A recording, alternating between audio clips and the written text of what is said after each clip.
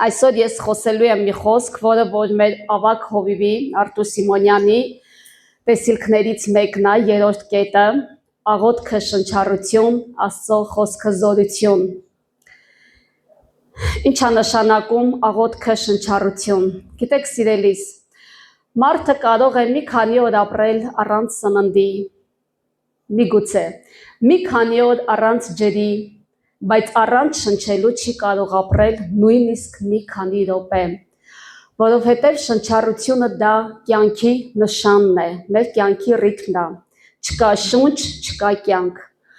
Նույն կերպ էլ հոգևոր կյանքում աղոթքը դա մեր հոգու շնչառությունն է։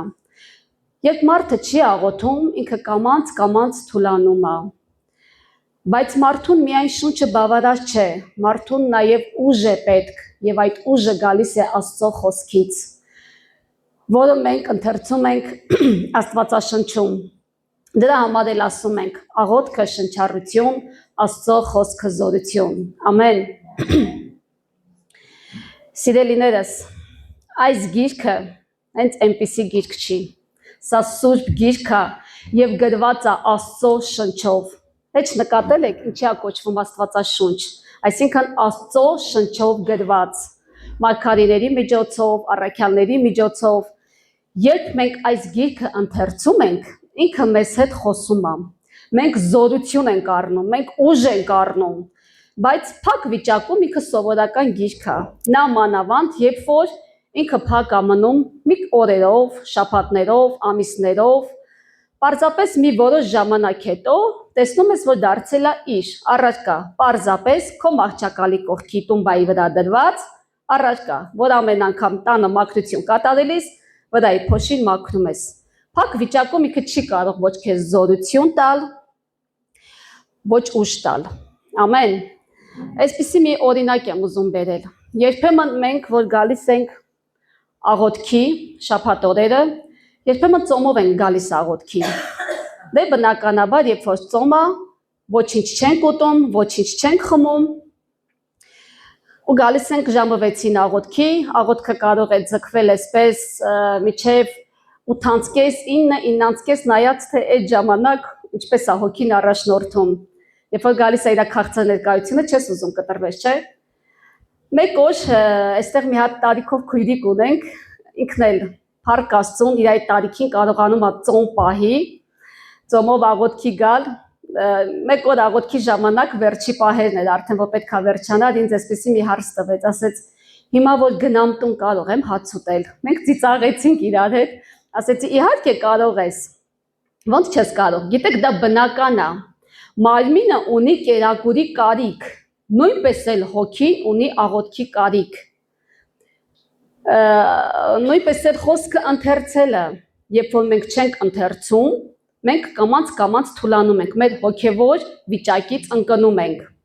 Նույնպես աղոթքն է, երբ չես ընթերցում, դու թուլանում ես։ Դա բնական է, մարմինը ունի կերակուրի կարիք, հոգին ունի աղոթքի եւ խոսքի կարիք, չէ՞ որ Աստծո խոսքը դա մեր հոգևոր կերակուրն է։ Քիչ հետո մենք դրան կանդրադառնանք։ Աղոթքը ի՞նչն է։ Դա շունչ եւ արտաշունչն է քրիստոնյայի։ Երբ որ դու աղոթում ես, դու շնչում եւ արտաշնչում ես աղոթքով։ Գիտեք, շունչ եւ արտաշունչն է, կենթանի շփումն է, կենթանի Աստծո հետ, երբ որ մարդ Աստված հարաբերությունը ուղիղ կապով չէ, որ դու հարաբերվում ես, հաղորդակից ես լինում Աստծուն, մտնում ես իր ներկայության մեջ, կարծես դու շնչում ես երկնքով, երբ որ իր ներկայությունը գալիս է քեզ վրա, գիտեք դու մտով իրան գրկում ես իր ոտքերը, փալվում ես իրան, միգուցե ժպտում ես իր հետ, գիտես էլ կողքինի կարծիքը քեզ հետաքրքիր չի լինում, որովհետև դու իր քաղցր ներկայության մեջ ես, դու արդեն շնչում ես իրանով, իր շունչը դու զգում ես։ Մենք այս աշխարհում մենք ամենուր շնչում ենք այս աշխարհի օդը, լարվածություն, վախ, խնդիրներ, նորություններ, բայց Աստված մեզ չի կանչել միայն շնչելու այս աշխարհի օդով, նա մեզ կանչել է, որպեսզի մենք շնչենք երկնքով։ Հիմա կասեք երկնքում օդ կա, չէ, այդ օդի մասին չի խոսքը, այն շնչի մասին է, որ մենք հաղորդակից ենք լինում կենթանի Աստծո հետ, որովհետև ինքը Մեր շունչն է, մեր կյանքն է, Աստված կյանք է, Աստված սեր է, շունչ եւ հոգի է։ Ամեն։ Հաճախ մարդիկ մտածում են, որ աղոթքը դա դժվար ժամանակների համար է, երբ որ ամեն ինչ իրանց մոտ լավ է լինում, մտածում են, որ աղոթքի կարիք չունեն, բայց չեն մոռանում են շատ հաճախ, որ դա Աստված է իրանց տվել այդ ամեն լավ բարիքը, երբ որ դու քիչ առաջ քույրիկը Զոյի խոսք էր խոսում, չէ՞ որ ունես լավ տուն, մեքենա, ամուսին, երեխաներ, աշխատանք, օրհնված ես քո երեխաներով, քո ամուսնով։ Գիտեք, մենք չպետք է մոռանանք ու ասենք ես, դա ես եմ ստեղծել, դա ես եմ արել։ Եթե Աստված չորհներ քեզ, դու ոչինչ էլ չէիր ունենա։ Դրա համար այդ անհոգությունը պետք չի։ Մենք նաև պետք է աղոթենք, երբ որ ամեն ինչ լավ է։ Երբ որ ամեն ինչ լավ է ու դու անհոգ կյանքով ես ապրում, անհոգությամբ ես տարվում, գողը գալիս ու մի օր գողանում է քո ամենալավը քեզանից։ Դրա համար մենք պետք է միշտ աղոթքի մեջ լինենք։ Երբ որ այդ ծանրությունը գալիս է, երբ որ այդ բեռը գալիս է, մենակ այդ ժամանակ չշտապենք Աստծո դուռը, որ աղոթեն։ Այդ ժամանակ լավ հիշում են, չէ՞ Աստծուն։ Նամանավանդ երբ որ մի հատ վատ բան է լինում, ասում են, բա որ Աստված կար, ինչի սենց եղավ, ես այդ բառը ատում եմ։ Չէ՞ որ ամեն վատ բանի ետևում մենք գիտենք ով է կանգնած, ոչ թե Աստված։ Դրա համար ասում են աղոթեք, որպեսզի միշտ պաշտպանություն լինի այդ ամեն բանի վրա։ Երբ որ ծանր բեռ ես ունենում, մարդը ծանր բեռ է ունենում, ասում է մի պահ կանգնեմ, մի հատ խորը շունչ քաշեմ, ու չէ, շունչը մարդու մարմինը հանգստացնում է։ Իսկ հասկանան խոհարարները, երբ որ մի դիրքով կանգնած լարված աշխատանք են կատարում, կարի արտադրամասում աշխատողները, չէ՞։ Հեռու չգնանք, մեր հովիվը անընդհատ կանգնած այդ շարժիչը, որ նորոգում է։ Մարդու ինչ է լինում, պարանոցը, մեջքը, չէ՞, ծանրանում է ֆիզիկական աշխատանքից։ Երբ որ ասում եմ մի հատ կանգնեմ, խորը շունչ քաշեմ, այդ շունչը մարմինդ հանգստացնում է։ Նույն կերպ աղոթքը թեթևացնում է հոգին։ Երբ որ մարդը գալիս է Աստծո ներկայության մեջ, մարդը խաղաղվում է, հանգստանում է։ Դրա համար ասում է ինձ մոտ եկեք բոլոր հոգնածներդ եւ բեռնավորվածներդ, չէ՞, ամեն հոգ ստանք իրան աղոթքով, սիրելիներս։ Աղոթքը կենթանի կապնատիրոջ հետ։ Առաջի Թեսաղոնիկեց 5:17 խոսքը ասում է անդադար աղոթեցեք։ 19 խոսքը ասում է մի հանգցրեք հոգին։ Ինչ է նշանակում անդադար աղոթեք։ Հիմա մարդիկ կասեն, ինչ է, օրը 24 ժամ աղոթենք, չէ, խոսքը դրա մասին չի։ Անդադար աղոթքը նա է, որ դու օրինակ առավոտյան արթնացել ես։ Մի հատ ասա փառք ես Տեր ջան, գոհանում եմ քեզանից այսօրվա համար։ Շնորհակալ եմ Տեր ջան, որ երեխաներից ձայնը լսել եմ, ծնողներից ձայնը լսել եմ, քուր ու եղբորս ձայնը լսել եմ, որ բոլորը ողջ եւ առողջ են։ Գնում ես խոհանոց, կերակուր պետքա պատրաստես, գոհացիր Տիրոջից, գոհացիր, որ ունես այդ մթերքները, այդ պարագաները, որ կարողանում ես հաց պատրաստել։ Նստում ես հացի դարձյալ գոհացիր, ճանապարհ ես գնում, խոսիր իր հետ։ Ի վերջո աղոթքը դա միայն բառերը չեն, դա կենթանի Աստծո հետ փոխհարաբերվելն է։ Երբ որ ասենք հիմա դուք նստած կողք կողքի մեկը մեկիդ հարցնեք ինչպես ես, ինքը կասի լավ եմ, դու ինչպես ես, չէ՞։ Նույնն էլ մեր Աստված կենթանի Աստված, այդ կենթանի շփումն է աղոթքը։ Սիրելիներս, աղոթքը դժվար բան չի։ Հիմա դուք նստած շնչում եք, չէ՞, բոլորը շնչում եք։ Ջիք եք գործադրում, դժվարություն կա, ինչ-որ ջանք ես թափում, որ դու շնչես, չէ։ Նույնպես էլ Աստծո հետ հաղորդակցվելն է։ Երբ որ դու անընդհատ աղոթում ես, գիտեք, ինձ մոտ բնավորություն է այսպես դարձել, գովազդ չհնչի, երբ որ ես ճանապարհ եմ գնում, թեկուզ մեքենայով ամուսնուս հետ, ես միշտ աղոթում եմ, որ մեր առջևից Տեր ջան ասում եմ, միշտ դու գնայ, միշտ ես աղոթում եմ, ոտքով գալիս եմ ներքև, պետքա գնամ խանութ կամ ինչ որտեղ, ես խոսում եմ իր հետ, ես ինձ մենակ չեմ զգում, ես զգում եմ, որ ինձ հետ մեկը կա, ես իր հետ շփվում եմ, այդ կենթանի շփումն է, որ նշանակում է աղոթք, շնչառություն, փոխհարաբերությունը, գիտեք, երբ որ այդպես ես վարվում, այն Սուրբ Հոգու կրակը արդեն սեց քո մեջ վառվում է, ու դու անընդհատ ուզում ես աղոթել։ Դրա համար ասում եմ, մի հանգցրեք հոգին, անդադար աղոթքը սա է, կենթանի Աստծո հետ շփումը։ երբ որ դու երկար ժամանակ չես աղոթում, ինքստինքյան հոգին հանգցնում ես։ Եվ նաև մեր փոխաբերական իմաստով ասեմ, երբ որ մարդը երկար ժամանակ չի աղոթում, դա նման է լինում թթվածնի պակասի։ Եվ թթվածնի պակասից այսօր շատ մարդիկ մահանում են, երբ որ տանում են այդ դիագնոզ կոչվածը, այդ հիվանդությունը, ասում են ինչն էր պատճառը մահվան, ասում են թթվածնային քաղց։ Գիտեք, երբ իմ փոքրիկ թոռնիկը առաջին անգամ հիվանդացավ բրոնխիտով,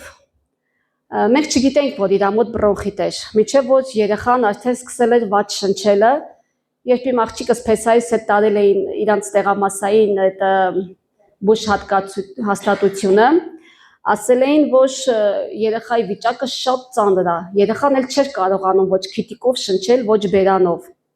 արդեն փորիկով էր շնչում, այնքան որ թթվածինը ընկել էր։ Երբ որ աղջիկս զանգեց լացով, ասեց մամ, երեխու վիճակը սենց վատ է, հիմա էլ որ ես հիշում եմ, հուզվում եմ, տանում ենք Երևան, ուղարկել են Երևան։ Գիտեք, ես մի անգամից ինձ չկորցրեցի, ես լացելով ձայնային եմ ուղարկում հովիվին, ասում եմ հովիվ ջան, խնդրում եմ, թիմին էլ ասեք միասին աղոթեք երեխայի համար։ Այնտեղից զանգում եմ Զոյա քրոջը, իրանք էլ լուսահոգի Գագիկ եղբոր հետ աղոթում են։ Քիչ հետո հովիվը զանգում ասում է Գայ ջան, հանգստացի։ Իմ սիրտը խաղաղվեց, երբ որ աղոթեցի, երեխայիդ ամեն ինչ լավ է լինելու։ Ամենահետաքրքիրը որն է, սիրելիներս, մինչ մենք այստեղ աղոթում էինք, Աստված այնքան հետաքրքիր գործ է անում այնտեղ։ Փեսաս ասում է, Զոնքաշ ջան, տնավարի հա խոսենք, ասում է կյանքում, ասում է այսքան տարի ես ապրում եմ Չարեն ցավանում, ես հələ չէի տեսել, որ այդ խաչմերուկում ոստիկան լիներ։ Ասում է այդ օրը թե որտեղից որտեղ այդ ոստիկանը հայտնվում է այդտեղ։ Ու հետո ոստիկանն է պատմում, ասում է հերվից որ տեսա մեքենան, ասեցի ես այս մեքենան պիտի կանգնացնեմ, բայց հələ ինքը հանգիստ է քշում, այդ լուսացույցի տակ հանգիստ կանգնելով, միջև որ դուրս գա գլխավոր մայրուղի, որ գնա Երևան։ Փեսաս որ անցնում է ոստիկանից, արդեն արագ է քշում, որ երեխային հասցնի, ամեն րոպեն թանկ էր։ Ոստիկանը տեսնելով ընկնում է մեքենայի ետևից։ Փեսաս չի կանգնում, այդ իր ազդանշանները միացրած, այս ինչ մեքենայի վարորդ կանգնի, պատուհանը բացում, ասում է ուզում ես 1 միլիոն տուգանի, երեխես վատ է, հասցնում եմ հիվանդանոց։ Ոստիկանն ասում է, բա ում ես սպասում, իջացրեք մեր մեքենայով ավելի արագ կհասցնենք։ Այսպես տեղափոխում են երեխային ոստիկանի մեքենան, աղջկա Սուկեսուրի հետ, այդ ազդանշանները միացրած, այդ իրանց այդ սիգնալները, չգիտեմ այդպես ասած, հա, ճանապարհ են բոլորը տալիս, դե բնական է ոստիկանա ոչ մի լուսացույցի տակ չի կանգնում քաղաքի մեջ, Չարեն ցավանից Երևան մտնում է 5 րոպեում։ Ու գիտեք, ինչի համար սա այսպես երկար բարակ ձեզ պատմեցի։ Մինչ մենք աղոթում ենք, Աստված ոստիկանի սրտի հետ աշխատանք էր տարել, որ պետք է այդ մեքենան կանգնացնի։ Եթե չլիներ այդ ոստիկանը, ես չգիտեմ, իմ փեսայից մեկը ճանապարհ կտար, մեկը ճանապարհ չէր տա, միջև լուսացույցների տակ կանգներ, կարող է ճակատագրական լիներ, բայց փառք Տիրոջը, որ Աստված աղոթքի միջոցով օգտագործեց ոստիկանին, միաբան աղոթքի, հավատքով ժողովրդի աղոթքի, որ մարդիկ սրտացավ լինելով միաբան աղոթք արեցին, աղոթքը կյանք է, աղոթքը շունչ է, դրա համար էլ անդադար Իզուս չի խոսքը ասվում, աղոթենք, որպեսզի հոգին չհանգցնենք։ Սկզբում, երբ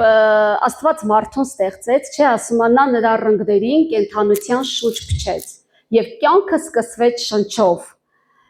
Եթե հիմա դադարենք շնչելուց, մի քանի րոպեից ամեն ինչ կավարտվի։ Բայց շատ հավատացյալներ շաբաթներով չեն շնչում, հոգեվոր կյանքում եւ մտածում են, որ ամեն ինչ կարգին է։ Գիտեք, այսպիսի մի օրինակ բերեմ։ Եթե մենք շաբաթը 7 օր, ամեն օր, անդադար չունենք աղոթքի կյանք, չունենք խոսքի կյանք, մենք կամաց թուլանում ենք։ Պատկերացրեք այսպես, կարող ես շաբաթը մեկ անգամ շնչելով դու ապրել։ Շաբաթը մեկ անգամ շնչի։ Նոր ասեցի, որ մի քանի րոպե չշնչենք, չէ, մենք կմահանանք։ Կամ շաբաթը մեկ անգամ հաց ուտենք։ Չէ՞ որ սա Աստծո կերակուրն է այս խոսքը։ Երբ որ մենք չենք կերակրվում, մենք թուլանում ենք։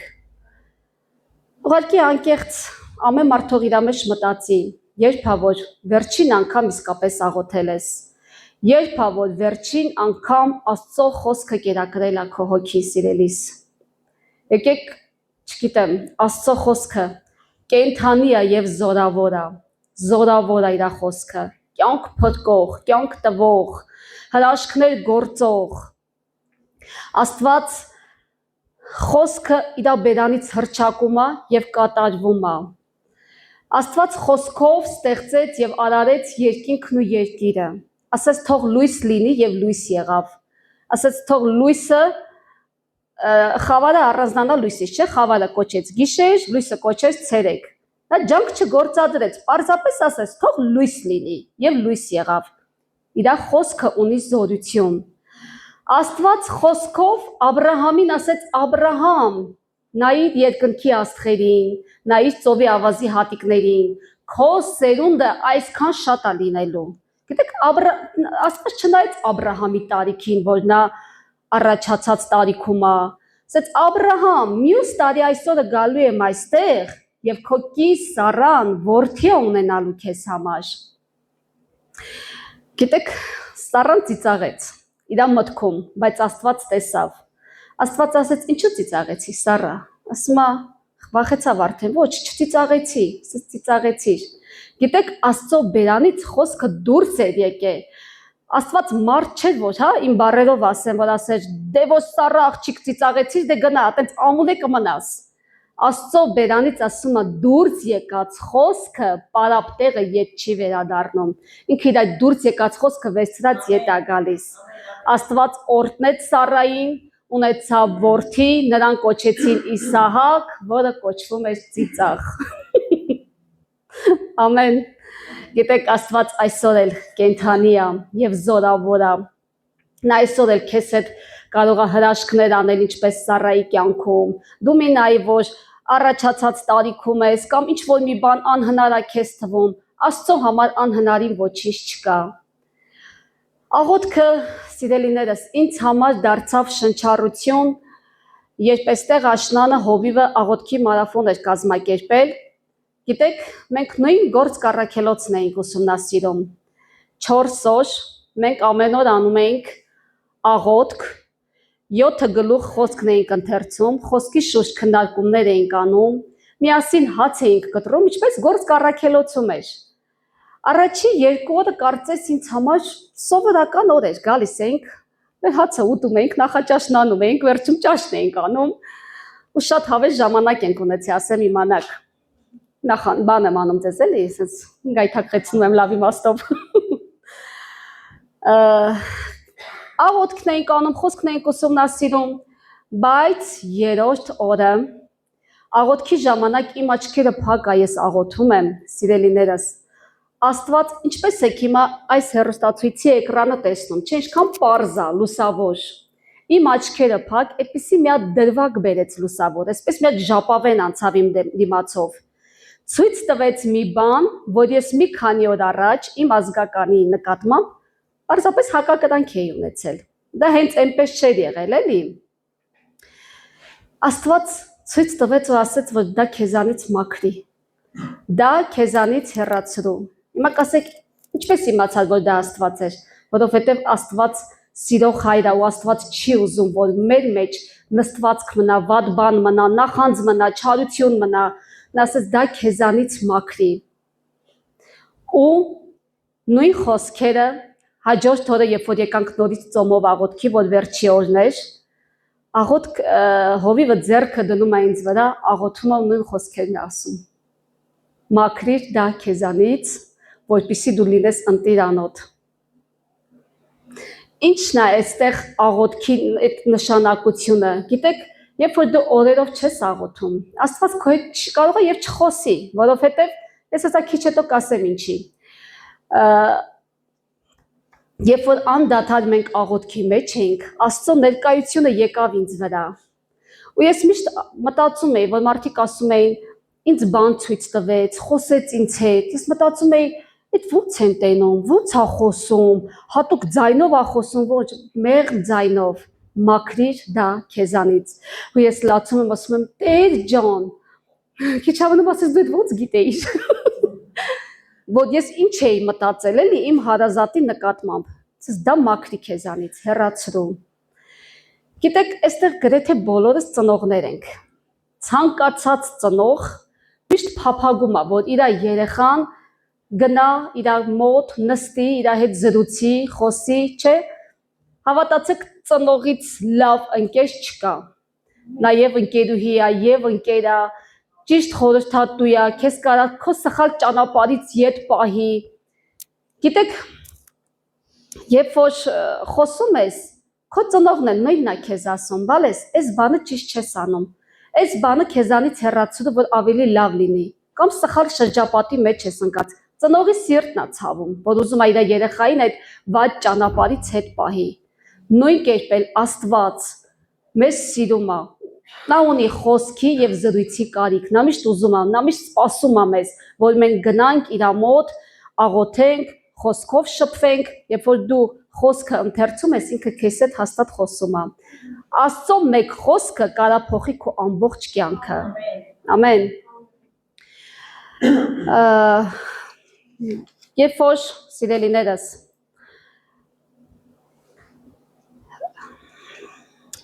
սկզբում հա երբ որ Աստված ներողություն երբ Պետրոսը բանտում էր եկեղեցին Պետրոսի անդադար աղոթում էր ես ուզում եմ այդ տեղը մի հատ միասին կարդանք Գործք Առաքելոց 12:5-6 խոսքերը Պետրոսը պահվում էր բանտում, բայց եկեղեցին նրա համար անդադար աղոթում էր Աստծուն։ Երբ Հերովդեսն ուզեց նրան դուրս բերել այդ գիշեր, Պետրոսը կրկնակի շղթաներով կապված քնած էր երկու զինվորների միջև։ Իսկ պահակները դռան առաջ պահպանում էին բանտը։ Եվ ահա Տիրոջ հրեշտակը եկավ եւ բանտախցում լույս ծագեց։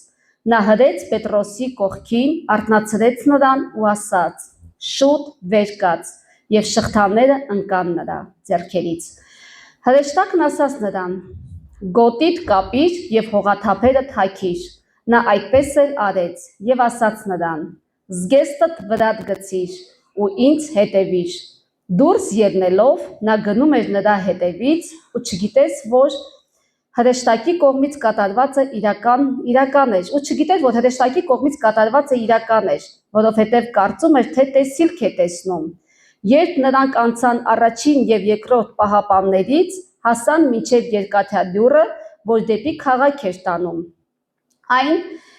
ինքն իրեն բացվեց նրանց առաջ նրանք դուրս ելան եւ մի փողոց անցան եւ հրեշտակը իսկույն հեռացավ նրանցից Սիրելիներս այս խոսքը ասում է որ այսպես ավելի հեշտ ես ձեզ ասեմ երբ որ դու միգուցե այսօր այնքան sense խնդիրների մեջ ես այնքան վատ վիճակի մեջ ես որ մտածում ես ասում ես Աստված իմ այս վիճակից ելք չկա դուրս գալու ելք չկա Կարծես քեզ շղթայված ես զգում, ձեռքերդ կապված ես զգում, ասես ոնց որ ձեռքերս կապված լինի, ոչինչ չեմ կարողանում անել, այս վիճակից էլ ելք չունեմ։ Գիտեք, բանտը չի որոշում քո մթնոլորտը, աղոթքն է որոշում քո մթնոլորտը։ Քանի անգամ քո կյանքում փակ դռներ են բացվել, բայց ոչ թե կապերով, այլ ծնկներով։ Աղոթքն է, որ բացում է դռները եւ կոտրում է շղթաները սիրելիս, աղոթքը սարեր է տեղաշարժում, եթե հավատքով դու աղոթք ես անում, դրա համար ասում է անդադար աղոթքի մեջ եղեք։ Գիտեք, շատերը այսօր հոգեվոր սով ունեն, բայց չեն հասկանում դրա պատճառը։ Միգուցե դու գալիս ես եկեղեցի, միգուցե աղոթում ես, երկրպագում ես, փառաբանում ես, բայց երբ Աստծո խոսքը քո ներսում չի, դու ամուր չես։ Խոսքն է, որ մարդուն դարձնում է ամուր։ Ինչպես Հիսուսը, երբ անապատում փորձվեց, չէ, նա 3 անգամ ասեց գրված է, որովհետև խոսքը գիտեր։ Ես ուզում եմ այդ տեղն էլ միասին ես կարող եմ ասել, բայց ուզում եմ միասին ընթերցելով, այսպես խոսեմ դա Մատթեոս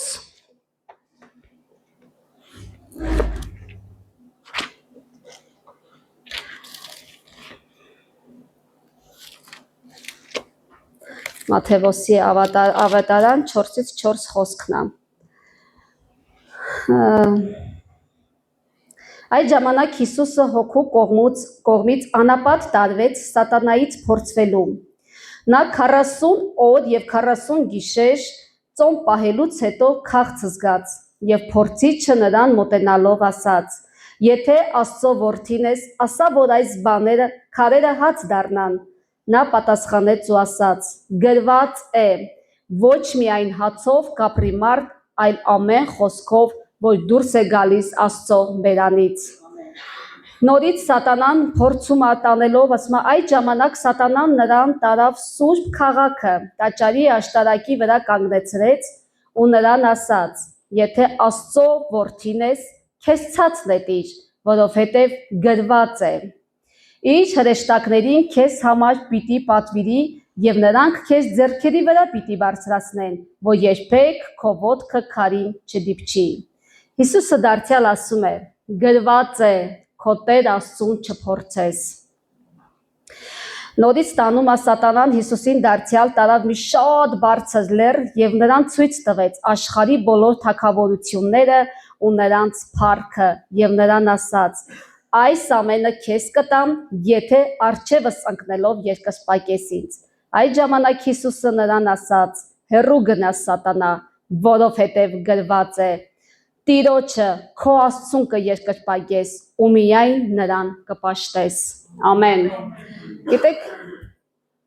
Հիսուսը խոսքը գիտեք սա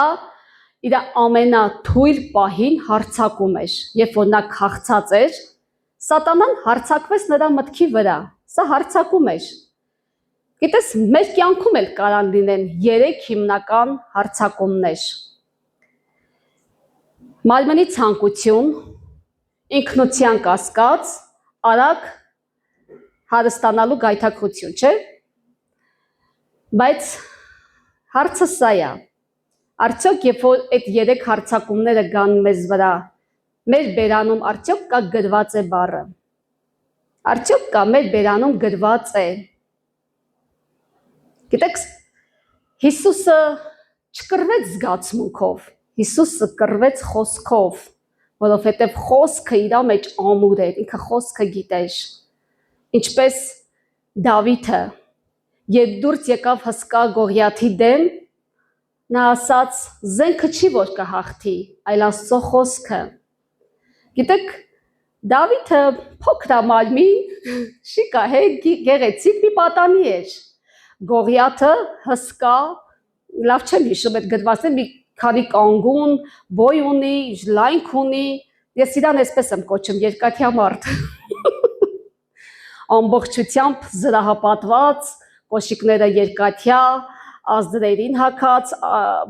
արմունկներին հագած, սաղավարտով, թիկնոցով այդ իր զրահապատ ու պետքա Դավիթը դուրս գար մենամարտի հսկա Գողիաթի դեմ։ Երբ որ Դավիթը իր եղբայրներին հաց էր բերել ուտելու, լսեց, որ Գողիաթը այդպիսի հայտարարություններ է անում, հա մի քիչ իմ բառերով խոսեմ, որ երբ որ կռվենք, ես հաղթեմ, դուք կդառնաք ողջ կյանքում ինձ ծառա, եթե դուք հաղթեք, մեր ազգը կդառնա ձեզ համար ծառա։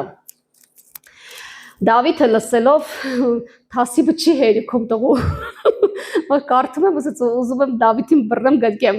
այս պատմությունը, խորհուրդ կտամ, որ թագավորաց առաջի գրքում է, ընթերցեք Դավիթի մասին, երբ որ ասում է ես կգնամ, ոչ կռիճ չի անում, որ գնա, վախենում են Գողիաթից, Դավիթ ասում է ես կգնամ, Սավուղ ասում է չէ, դու դեռ պատանի ես, ինքը մանկուց դրա մեջ է, սովորա, դու չես կարա, ասում է ծառատ, երբ որ իր հոտը ներարածեցնում, ասում է, երբ որ արջը կամ արյուծը իմ ոչխարները հոտի մեջից գողանում տանում էին, ասում է,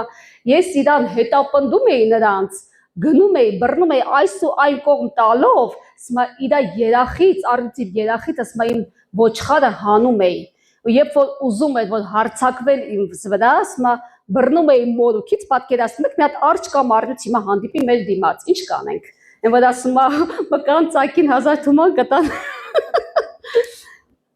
Դավիթ ասում է մորուքից բռնում էր այսո այն կողմ տալով, սպանում էր այդ գազաններին։ Ասում է թող այդ անթլպատ փղշտացին է լինի դրանցից մեկը։ Այն գազանից ոչնչով չի տարբերվում։ Գիտեք, Դավիթի ունեցածը ընդամենը մի քանի քարեր եւ պարսատիկ։ Պարսատիկը երբ որ համացանցում նայեցի թե ինչ է, առաջվա այն թվականների զենքերից է եղել, որ ընդամենը կաշի է, կաշվի մեջ դրվում է քարը, երկու կողմից պարան է, պտտեցնում է, ու մի թելը բաց է թողում ու քանի կիլոմետր այդ շարավողով գնում է։ Երբ որ դուրս է գալի մարտի,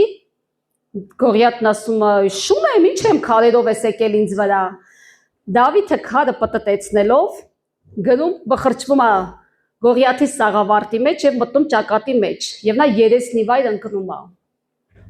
Երբ որ տեսնում է ընկնում է, Դավիթը վազելով գնում կանգնում է մեջքին, թուրը հանում, իր մոտ զենք չկա,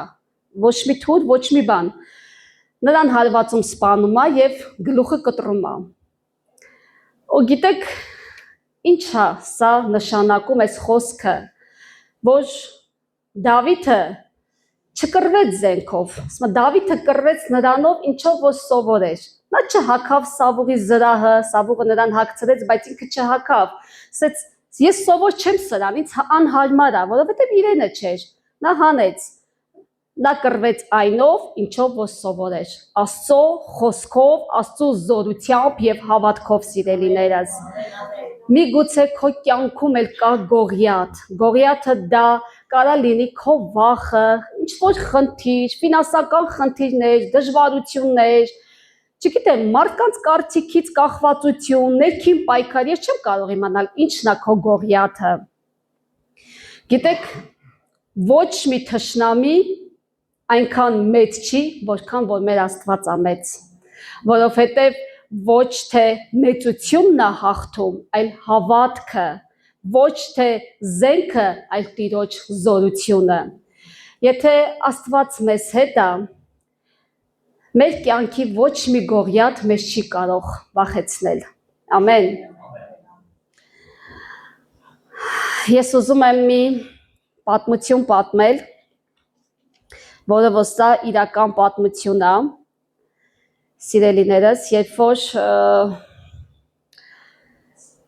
60-ական թվականների պատմություն է սա ես լսել եմ մի քահանայից,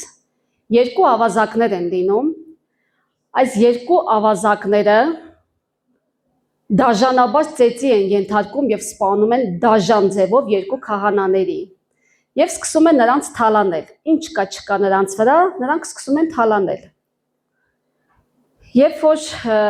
ավազակներից մեկը, քահանաներից մեկի գրպանն է նայում, տեսնի ինչ կա գրպանում, մի հատ փոքրիկ աստվածաշունչ է գտնում նրա գրպանից ու վերցնում է։ Ավազակներից մեկն ասում է, բայց դա քո ինչին է պետք էլի, դա սուրբ գիրք է, արի մենք ու այդ սուրբ գիրքը ուր։ Մի հատ նայում ասում է, դե լավ, դե պետք կգա, հեչ որ չէ, թութուն կփաթաթենք, կծխենք։ Այն ժամանակներում սիգարետը, իրանք թութունը փաթաթել են, թղթով են ծխել, հիմիկվա նման սենց պաչկաներով ակուրատնի, չնայած ինքը լավ բան չի, բայց դե այսպեսի փաթեթավորում չի եղել։ Երբ որ գնում են իրանց այն տեղը, որ պետք է ավարը բաժանեն, ընկերներից մեկը ասում է, արի մի հատ թութուն փաթաթենք, ծխենք, մի հատ շունչ քաշենք, հետո նոր բան կանենք, ավարը կբաժանենք։ Երբ որ ընկերներից մեկը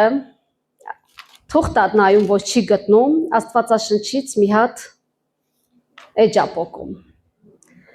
որպեսզի ծխեն, եւ այդ էջը, այդ տողը սա է։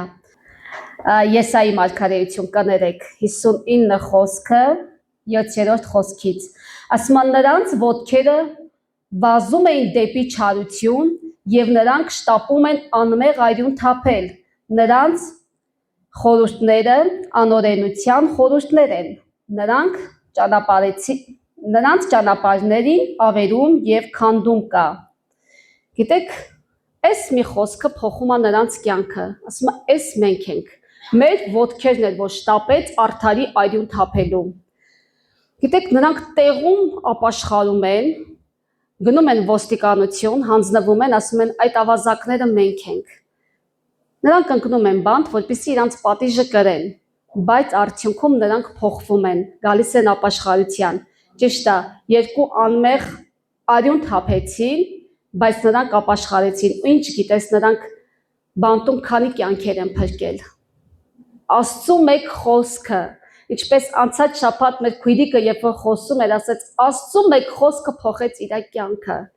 որոշում կայացրեց։ Աստծո խոսքը կենթանի է եւ զորավոր է։ Աստծո խոսքը ունի ստեղծարար զորություն, բժշկող զորություն,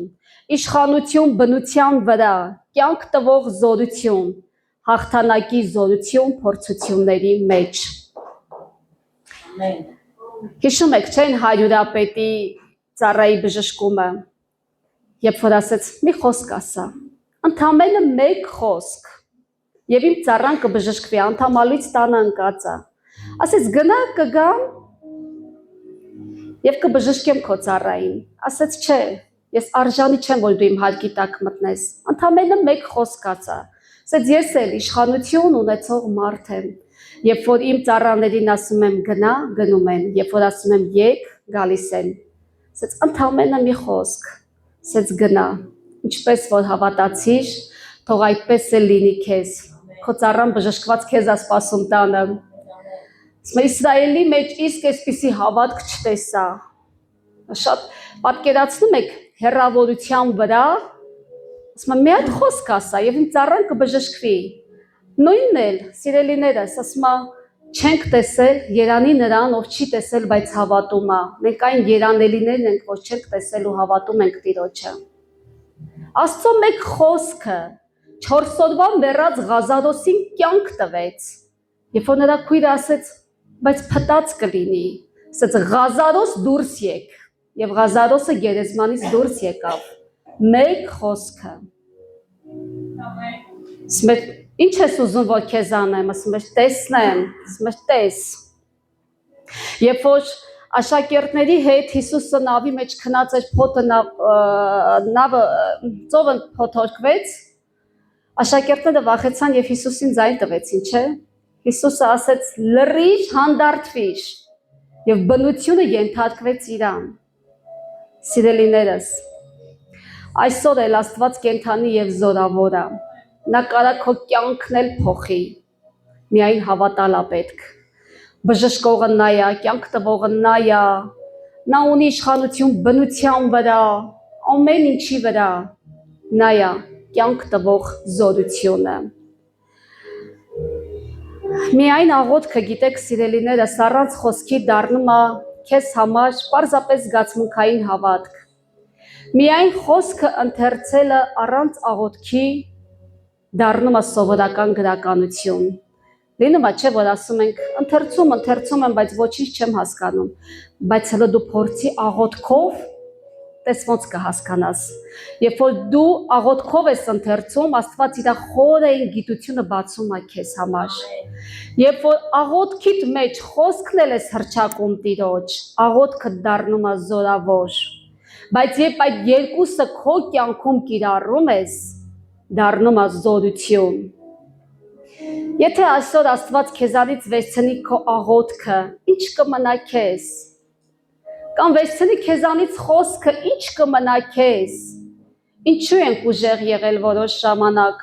որովհետև եւ աղոթել ենք, եւ լցվել ենք Տիրոջ խոսքով, այն հոգու կերակուրով, դրա համար ենք ուժեղ եղել։ Ինչու ենք ընկել որոշ շրջանում, որովհետև անտեսել ենք դրանցից մեկը։ Այսօր Տերը կանչում է քեզ, արթնացիր, վերադարձիր աղոթքիդ կյանքին, վերադարձիր խոսքին, սկսիր փոքրից, ամեն օր 10 րոպե աղոթք, 1 գլուխ խոսք, ու դու կտեսնես, թե ինչպես է փոխվում քո կյանքը, քո միտքը, քո որոշումները։ Ամեն, ամեն։ Եթե ուզում ես, սիրելիս, չխեղդվել ճնշումից, չընկնել փորձությունից, չչորանալ ներսից, ապա շնչիր աղոթքով, լցվիր խոսքով եւ կանգնիր զորությամբ։ Փառք Տիրոջը։ Ամեն։ Փառք Տիրոջը։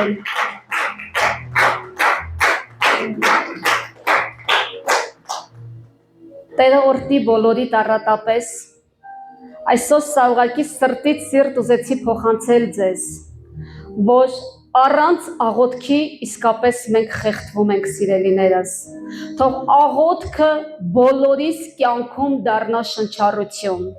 եւ խոսքը զորություն։ Ասում Աստծո խոսքը, ասում լույս է քո ճանապարհին։ Ինչքան էլ դժվար լինի, մեկը լույս է, որովհետեւ մենք լույսի հետ ենք շփվում։